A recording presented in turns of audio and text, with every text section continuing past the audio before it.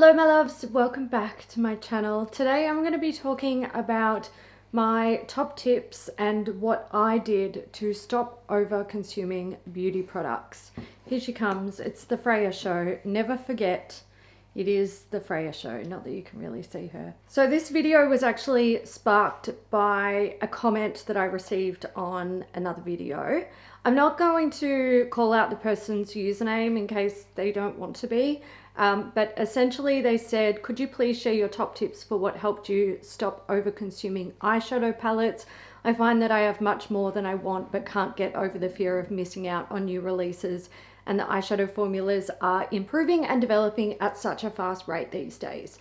And that got me to thinking about how far I have come with minimizing my makeup collection over the years. And I think what's important to keep in mind is that it literally did take me years, and I knew that I had a problem with buying excessive makeup products for a long time. I had tried low buys and no buys in the past and failed quite a few times until it kind of just worked. So if you also want to work on minimizing your beauty purchasing and you fall off the wagon, so to speak, don't let that discourage you. Just because you take a step back doesn't mean you can't continue trying to move forward with what you're trying to do. You can't give up in a situation like this. You have to just keep going. So let's jump into my tips. The first thing I would say to do is to take inventory of what you have. For me, I literally wrote down every beauty product that I owned in all of the categories, and I didn't lump things together. I did, like, when it came to makeup, I did primers, foundations, concealers, powders, face mist, so on and so forth. Nothing got lumped into the same category. I didn't lump bronzers and blushes together or highlights or anything like that. They all had their individual categories, and I wrote down every single product. Doing this is going to allow you to see on paper how many items you have in specific categories.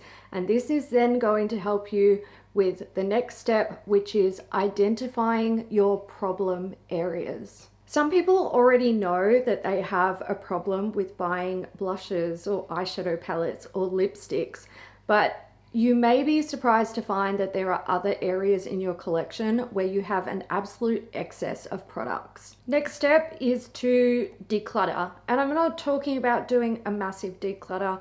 I'm talking about looking at your collection and identifying anything that you absolutely know that you will not use again. Whether it be because you know that a foundation formula isn't right for you, whether it be because the color is completely off and you're never ever in a million years going to color correct it to make it work for you, or you have really dry skin and it's a full coverage matte foundation that is physically uncomfortable to wear. Get rid of these products. If you know you're not going to use them, why would you hold on to them? It doesn't make sense. You don't have to throw them away. You can give them to a friend or a family member. And another helpful thing to do when you're doing this, if you notice that you do have an issue with owning products that are simply not right for you, write down what is not right about them. So like I said, if it's a foundation and you hate full coverage foundation, but somehow you ended up with one, write it down. Keep a little diary of what you're doing so that you can come back to it in the future if you're feeling like you're kind of maybe about to lose control again, or you might be thinking about making a bad purchase. Also, get rid of anything that is too old for safe usage anymore. If you have lipsticks that smell like crayons, throw them away. If you have an unusable excess of products, declutter them. Now, when I'm talking about an unusable excess, let's say for example, you have like 30 mascaras. Whether they be open or unopened, backups, whatever it is, if you have 30 mascaras and you use a mascara in the recommended time that you're supposed to, which is in usually 3 months after opening, that means you can use 4 mascaras in a year. If you divide those 30 mascaras by 4, you have 7.5 years of mascara. And most people don't throw out their mascara after 3 months. I know I don't. I've been using my favorite one for ages now. And like, pry it out of my cold dead hands. I'll get rid of it when it's like dried up and no longer good for use. So I'm not here to judge you on your like excessive amounts of products. I have been the 30 mascara girl myself. And I'm also the girl that uses things beyond their open recommendation date. The whole point of identifying unusable excess is the fact that if you don't use the products, they're going to sit in your collection for years and years and years. If you have already opened them, they can breed bacteria, they can get old and stinky and unsafe for use. And if they're unopened, sure, they're gonna last a while, which is great, but also you can gift them to someone, especially if it's a mascara or like an unopened concealer or an unopened lip product. When we're looking at problem areas where you probably do have a lot of used products, so I'm thinking the big ones are usually eyeshadow palettes, like I mentioned, lip products, blush. I see come up often in discussions. A lot of people say that they're obsessed with blush and they buy too many of them. These are going to be your real pain points, and you're probably going to have feelings of fear of missing out when new things are released. You're going to have anxiety around getting rid of things because, you know, you love it and you don't want to. And these are also the products that are probably going to mess up your progress with a low buy or a no buy. So if you know that they're your problem points, you can give yourself a little bit more grace with that. Don't just go in hard and be like, right, I've got 50 blushes and I want to get rid of 40. It's completely unrealistic. You're going to rebound, you're going to buy more products once you get rid of them because you're going to regret it. Set yourself small goals. So like I said, if you've got 50 blushes, pull them all out, lay them all on a table or on the floor, swatch them all, and set yourself a really small, realistic goal for getting rid of some. It might be 5. If you're finding that you have like similar colors and textures that you feel basically dupe each other, they are really easy ones where you can choose between keeping one or the other. This is probably easier said than done with blush rather than it is with lipstick or eyeshadow palettes, because people will keep, you know, 10 red lipsticks because they like the packaging, the formula is different, the colors have nuance. You know, you've got matte finishes, cream finishes, satins, gloss, all that jazz. You are going to make excuses to keep stuff, and I think it's important to remember that that's okay. When you're trying to deal with an addiction, because let's face it, often these sort of things like, you know, over consuming is just another form of addiction. You can't expect to rehab yourself overnight. It's not the way it works. It's going to take you a really, really long time, and you're going to have to work on it probably every day for quite a few months, and then it's going to get easier and easier over time. But the trick is to set yourself small goals that are obtainable, because you're going to feel better about what you are trying to do if those goals are realistic, and if it doesn't leave you feeling gross or stressed out or with anxiety once you've completed it. So go through your 100 lipsticks and declutter 5 or 10 or 7, or even if it's just 2, whatever it is, just declutter what you feel like you realistically can. Then you need to organize your collection, and you want to group all like products together. So put all of your foundations together, put all of your blushes together, put all of your lipsticks together, so on and so forth. That way, at any time when you open up your makeup storage, you can see your collection at a glance. Don't forget, anytime that you do choose to declutter something, that you mark it off your inventory list. And that way, if you're like, You know, if you're out and about and you spot something and you're like, oh my God, I want to buy this, you can open up your inventory and you can see, oh God, I've got 32 foundations. I really shouldn't buy this new one that I'm trying to justify purchasing. And if you can walk away from that purchase, go and buy yourself an ice cream or a cookie or something else that makes you happy. Maybe not like a thing. And I guess food probably isn't a good thing to replace it with either. But if you can find a way to reward yourself for achieving good behavior that isn't then going to also become like a bad reward system for you, you should do that. However, I would say that my next big tip is don't engage in enticing behavior. If you are trying to avoid buying eyeshadow palettes, don't watch eyeshadow palette reviews. Don't engage with any content that shows new release eyeshadow palettes. If you have a general problem with buying makeup, stop following makeup accounts on Instagram, TikTok, and YouTube. This doesn't have to be a permanent thing. Eventually, you will get yourself under control and you can come back and follow those channels in the future. And you'll probably get even more from it then, because you're going to be able to discern what you genuinely feel would be a really good and exciting purchase for you. And I think the most obvious one is don't go into makeup stores. Depending on your personal situation, whether you're doing a low buy or a no buy, or you're just trying to stop by lipsticks or just trying to stop buying eyeshadow palettes, whatever it is, you're going to need to take the time to actually work through the urges to look at new releases, buy new releases. Once you feel like you've gotten to a point where you're not just buying things indiscriminately for the fear of missing out or whatever your reasoning may be, then you start going into practicing controlled purchasing. This can look like only buying replacement products. So if you have run out of foundation, or I wouldn't actually say get yourself to the point where you run out of foundation. I would say that if you have 12 months supply of foundation in your collection, then that's okay, because if you know you're going to use up what you have within the next 12 months, things aren't going to sit in your collection, get lost and fester. Now, for some people, one bottle of foundation is going to be a 12-month supply.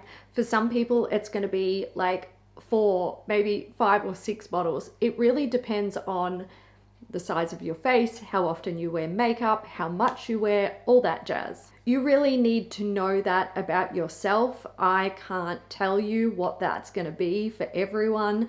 For me, foundation is usually for a year. So if you are similar to me and you have 3 or 2 foundations in your stash, you might then be like, well, I feel comfortable buying a foundation if I find one that I like and I want to try a new one, or if I want to repurchase a favorite. I don't think it's necessarily bad to have more than one product in your stash, whether it be makeup or like a skincare product or something like that. Nobody wants to be in the shower and run out of body wash and be like, well, I can't finish my clean properly because I have no more of that particular type of product. It's okay to have a few extras of products, but you don't need to be like me and currently own, I don't know, I think I've got like 10 body wash or something.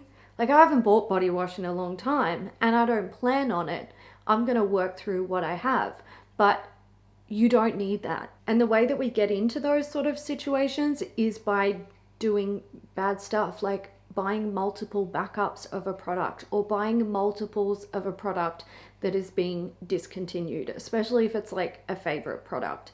Now, I don't think it's a bad idea to buy backups. And I also don't think it's a bad idea to buy, a couple of a favorite product that is being discontinued. I think that is completely reasonable, but I think you have to think about how much you are purchasing. If you go into a store and you want to buy a body wash and it is say it's half off and you're like, well, I was expecting to pay full price, so I'm gonna buy two, and I know I've got two body washes at home, but that's really only a 6-month supply. So I think that's a reasonable purchase, because there you have a year's worth of body wash. You're probably not going to be buying body wash for another 6 months or more. If your favorite perfume is being discontinued, go ahead and buy, an extra bottle or two, especially if you know that you wear it daily and you're probably going to burn through it in a year anyway. But you don't want to be buying 10 bottles that's going to last you years and years, because by the time you get to those last bottles, they're probably not going to be good anyway. When it does come to favorite products being discontinued, I know that this can be really upsetting for some people. It's happened to me as well. I totally commiserate. I get it. It's annoying and it's sad, but also nothing lasts forever. Don't think that just because your favorite product is being discontinued and you won't be able to use it again in the future, that you will never, ever, ever find something that is not just as nice, if not better. I will say, in that case though, we all hate the hunt looking for that perfect product. So I do understand that, but you still need to be realistic about the amount of product that you are purchasing. I want to go back to talking about things that we might have a problem with purchasing, like eyeshadow palettes or lipsticks. For me, eyeshadow palettes really was a problem. I have whittled my collection down from, I don't know, I think at one stage I had like over 300 palettes. Now I'm down to, I think, around 90, and I'm doing another project that is sort of helping me to minimize my stash. But it's definitely one of those areas that I found quite difficult to stop buying and also to minimize. It took me years to get on track. The thing about these problem areas where, like the original commenter said, there's always like new color stories or new formulas or whatever, and you have fear of missing out. What you need to understand is that, yes, things have come a long way with eyeshadow palettes in like the last 10 years, but realistically, what we're seeing in eyeshadow palettes, a lot of it is much the same. We think it looks different, but it's really not. And often the formulas of eyeshadows being different from others is simply down to like better quality pigments or whatever like binding ingredients they've used to create the pressed eyeshadow. And also I think it's really important to point out that there's really not that many ingredients that they use to create to be fair, eyeshadows themselves do contain a lot of ingredients, but the different things that are used from brand to brand, a lot of them are like used by many other brands. So when you're looking at one palette that you already own and you really like the formula and you like the color story and all that jazz, and then you see another one that's released that is kind of similar, or you could dupe it in your own collection, or at least like dupe the vibes of it, maybe not the exact color story.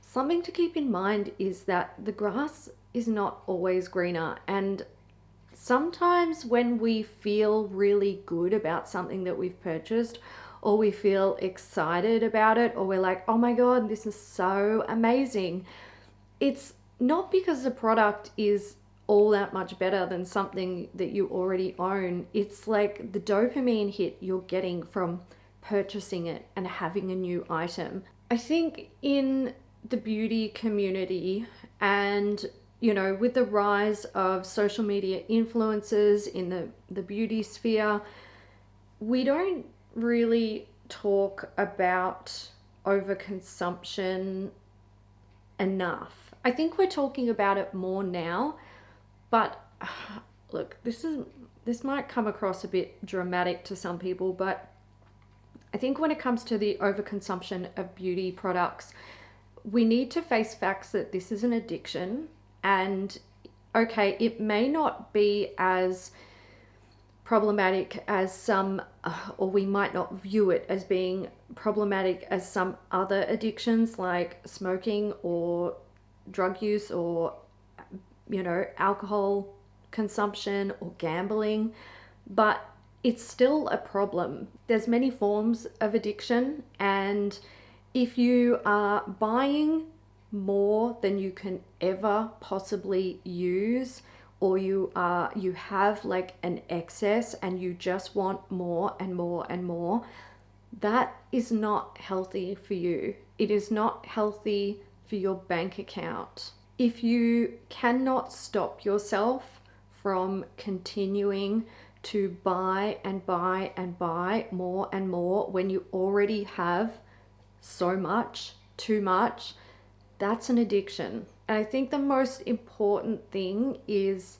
accepting that, or recognizing it first, accepting it, and then taking those tiny, tiny little baby steps to fix it. And I just want to say you can fix it, because I was that person.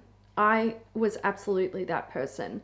And I'd say the good thing about having like an addiction to buying beauty products is that you can get yourself to a point where you are rehabilitated but still able to consume products in a great way, in a healthy way. Whenever I talk about this subject, I have people say to me, oh yeah, but you were a working makeup artist and you are like I was a beauty content creator. I still consider myself a beauty content creator. I also do vlogs and I do shop with me's and stuff because I enjoy that.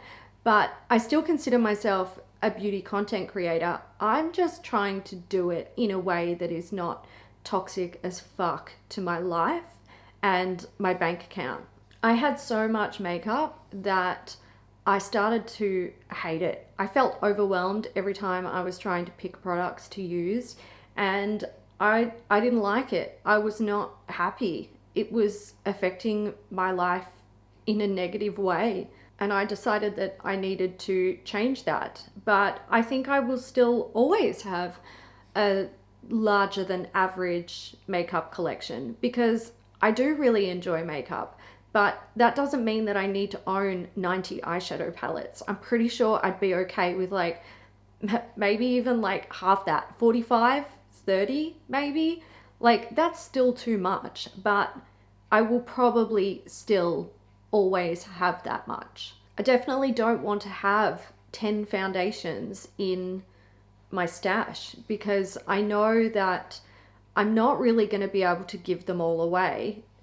My female friends don't use as much makeup as I do, and they don't want to take 5 foundations. It's too much for them. Like I said, I'm only going to use 4 a year, and I still want the joy of being able to try new things, go and check out the new releases, and maybe buy something if I feel like it's going to be a good product for me. So keeping a collection that is small enough that I can actually use it, but big enough that I have nice diversity of, you know, formulas and colors and finishes, so that at any time throughout the year, if I'm feeling like dewy skin or I'm preferring more satin finish or whatever it is, I have that at my disposal, but I don't have 30 or 40 of the same product to choose from. And also there's a light at the end of the tunnel that I might actually be able to use things up so that I can do the thing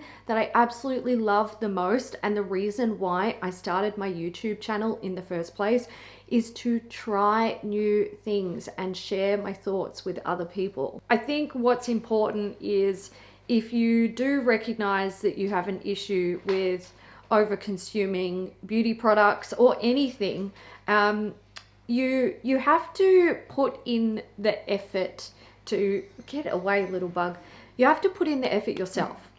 If you have a problem like this, nobody can actually fix it for you. You have to be the one who recognizes the issue. You have to be the one that decides to make changes. You have to be the one that looks at your collection as a whole and decides where you're going to start to make progress. And you have to hold yourself accountable for not, falling off the wagon or not giving up. Like I said before, you will fall off the wagon when you start, and you'll probably do it a lot when you first start, and you're just going to have to keep coming back to it and keep doing it again and again. What I can say though is I promise you it gets better and it gets easier with time.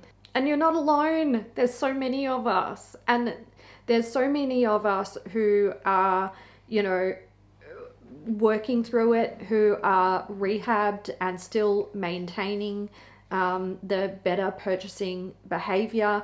And there's people who are, just now the seeds are being planted for like, oh God, I think I do have a problem with that. Or I'm kind of like overwhelmed with what I have. And there will be people after us who also go through this. It's not like, this isn't really a new thing. I think we talk about it more because we have a platform where beauty lovers can come together and, discuss the fact that they think they have a problem with the amount of products that they're purchasing. But we are not the first generation to go through it. Absolutely not. Like, I've seen some ladies in their 80s and 90s. I've been in their bathrooms and I have seen what they have in there, and we are not the start. It's been going on for a long time. So you're not alone. You'll never be alone. And there's more that will come after us. There was more that came before us. One last thing I want to mention before I go is if you want a source for discussion with other people who are doing this as well, makeup rehabbing, there's a Reddit forum, Makeup Rehab. That is a really good place to go. They're very encouraging with not purchasing and avoiding triggers for people who might be feeling like they want to purchase something and who are trying to avoid stuff like that, things that might set them off and make them want to go and make a purchase. So I would go and check that out. I've been over there quite a few times.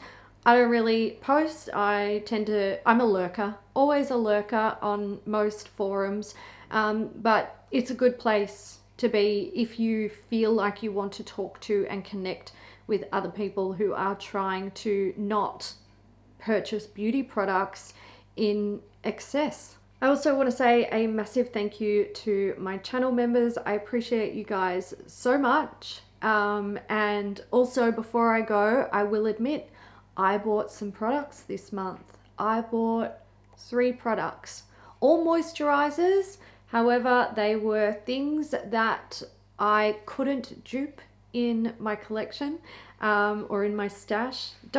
Let's stop calling it a collection. It sounds like it's something to be collected and treasured.